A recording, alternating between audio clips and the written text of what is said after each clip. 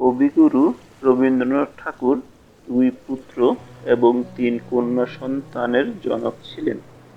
এদের নাম ছিল মাধুরীলতা, 2 রথীন্দ্রনাথ, 3 রেণুকা, 4 মীরা, 5 সোমেন্দ্রনাথ। এদের মধ্যে জ্যেষ্ঠ পুত্র রথীন্দ্রনাথ ঠাকুর দীর্ঘজীবী হন। বাকিদের সবাই অল্প বয়সে বিভিন্ন কারণে মৃত্যুবরণ করেন। আজকে আমি রবীন্দ্রনাথ ঠাকুরের জ্যেষ্ঠ পুত্র রথীন্দ্রনাথ ঠাকুরের জীবনী সংক্ষেপে বলব।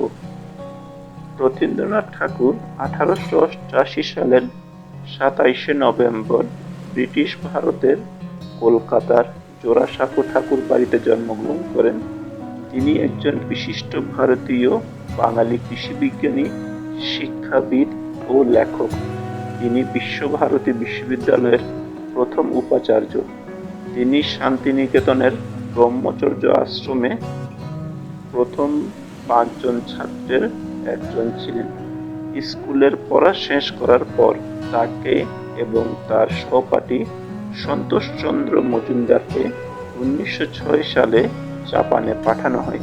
সেখান থেকে তারা মার্কিন যুক্তরাষ্ট্রে চলে আসেন এবং 1909 সালে ইলিনয় বিশ্ববিদ্যালয় থেকে কৃষিবিজ্ঞানে স্নাতক হন। 1910 সালে পিতার অনুরোধে তিনি ভারতে ফিরে আসেন। 1910 সালে পিতার অনুরোধে তিনি ভারতে ফিরে আসেন।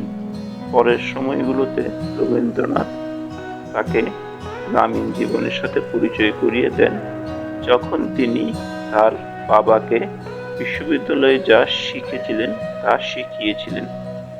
রথীন্দ্রনাথ তার পিতার সঙ্গে শান্তিনিকেতন ও শ্রীনিকেতনে কৃষি ও শিল্পের উন্নতি সাধনে যত্নবান হন। 1910 সালে রথীন্দ্রনাথ শেষেন্দ্র ভূষণ ও বিনোদিনী দেবীর বিধবা কন্যা প্রতিমা দেবীকে বিয়ে করেন। এটি ছিল ঠাকুর বাড়ির প্রথম বিধবা বিবাহ। বিশ্বভারতী পরিচালনায় তিনি রবীন্দ্রনাথকে সহায়তা করেন। 1922 সালে তারা নন্দিনী নামে একটি কন্যাকে দত্তক নেন। 1951 সালে বিশ্বভারতী কেন্দ্রীয় বিশ্ববিদ্যালয়ে রূপান্তরিত হলে তিনি তার প্রথম উপাচার্য হন।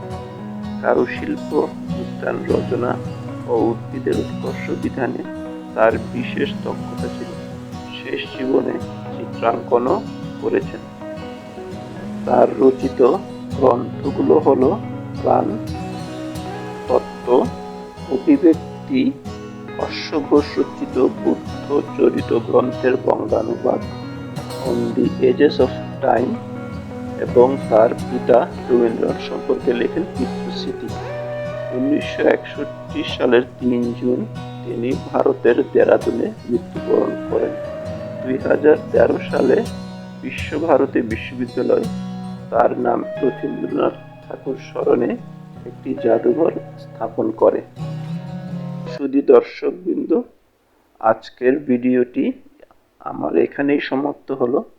যদি আমার ভিডিওটি আপনাদের ভালো লাগে তাহলে লাইক করবেন এবং আমার চ্যানেলটিকে সাবস্ক্রাইব করবেন।